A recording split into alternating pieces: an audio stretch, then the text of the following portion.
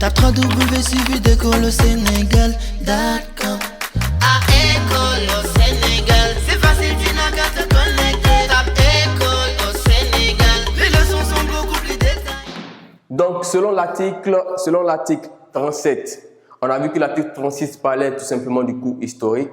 Donc, dans cette même continuité, selon l'article 37 de l'acte uniforme relatif aux droits comptables et de l'information financière et autres, donc du dit acte, selon l'article 37, le prix d'achat définitif indiqué par la facture nette de remise et de rabais. Du coup, dans votre facture, lorsque vous constituez ce qu'on va appeler ici une facture, vous avez une partie de cette facture-là, là où vous mettez simplement dans cette partie de la facture, vous allez avoir le coût d'acquisition. Dans ce coût d'acquisition-là, vous avez l'achat de la marchandise et vous avez les différentes réductions commerciales. Donc, ça soit le rabais, ça soit la remise, ça soit la ristourne et autres que vous allez imputer sur le coût de votre acquisition ou le coût d'achat, tout simplement pour avoir la valeur nette. Donc, ce que vous allez prendre en termes de coût réel après tout simplement les réductions commerciales, on nous dit ici simplement qu'il faut prendre le prix d'achat définitif indiqué par la facture nette des remises, des rabais commerciaux, tout simplement des escomptes de règlement. Donc, ce que vous prenez en principe sur votre facture, ça sera le net financier. Parce que le net financier vient juste après tout simplement l'application de l'escompte financier. Donc, vous avez facture, vous avez la valeur, vous allez appliquer ce qu'on va appeler ici les réductions commerciales qui sont au nombre de 3, remise, rabais et ristourne. Lorsque vous appliquez, vous tombez sur ce qu'on va appeler la valeur nette. Sur cette valeur nette, vous allez appliquer maintenant le taux de l'escompte qui est tout simplement une réduction financière. De cette réduction financière, vous allez obtenir tout simplement la réduction ou simplement, comment on appelle ça? La valeur nette, on va dire valeur nette ou bien tout simplement, comment on appelle ça? Quand vous appliquez, vous tombez sur les éléments. Bon, c'est que quand vous appliquez, vous tombez sur le net financier. Après le net commercial, après application de votre escompte, vous allez tomber sur le net financier. Et c'est ce net financier-là qui va vous servir normalement à calculer la valeur réelle de votre acquisition. À ce net, à cette valeur, vous allez avoir les éléments. Donc ici, on va mettre ici le net financier ou dernier net commercial.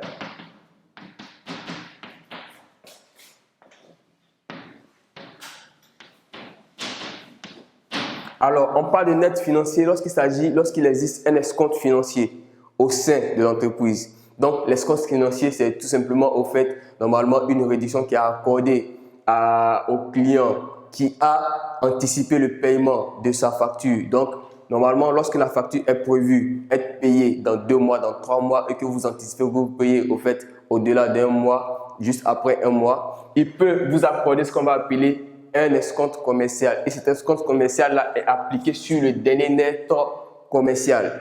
Donc, s'il n'existe pas d'escompte commercial, vous allez vous arrêter au dernier net commercial. Le dernier net commercial vient juste après avoir appliqué la ristourne. Donc, cette ristourne-là, on avait défini d'abord les réductions commerciales, la remise, le rabais, la ristourne. Donc, ça se fait par cascade. On avait déjà fait les définitions et on est tombé sur le net. Donc, de cette valeur que vous allez avoir, c'est là considéré comme la valeur hors taxe.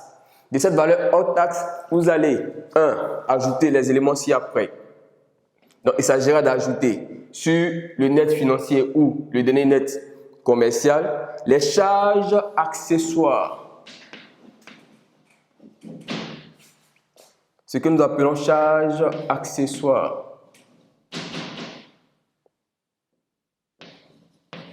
Qui sont rattachables directement. Rattachables.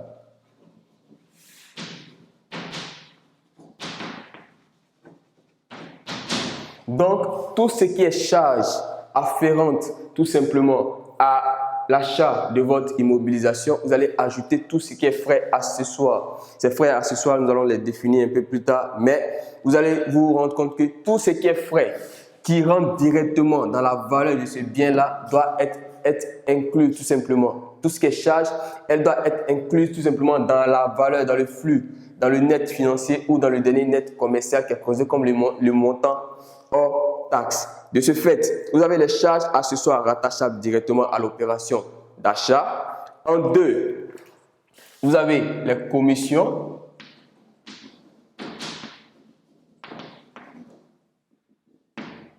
En deux, vous avez les commissions. Vous avez les commissions. Vous avez les honoraires.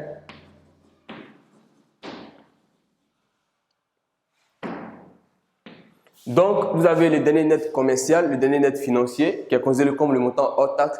Vous avez tout ce qui est frais accessoires, qui sont rattachables directement au coût d'acquisition ou au coût d'achat du bien.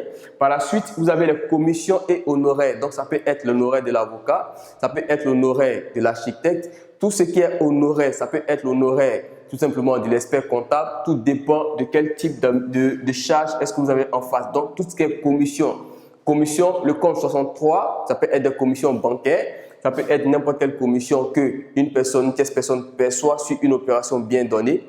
Donc, de cette commission-là, vous allez ajouter aussi les honoraires sur la valeur pour avoir au fait votre coût d'acquisition ou coût d'achat. Donc, vous avez les commissions honoraires d'architecte, honoraires d'avocat et autres. Vous avez les droits d'enregistrement. Voilà au fait la particularité de tout simplement du coût d'achat ou d'acquisition. Auparavant, lorsque vous constituez une entreprise, on parlait des frais qui étaient affectés, qui étaient des charges affectées chez le notaire.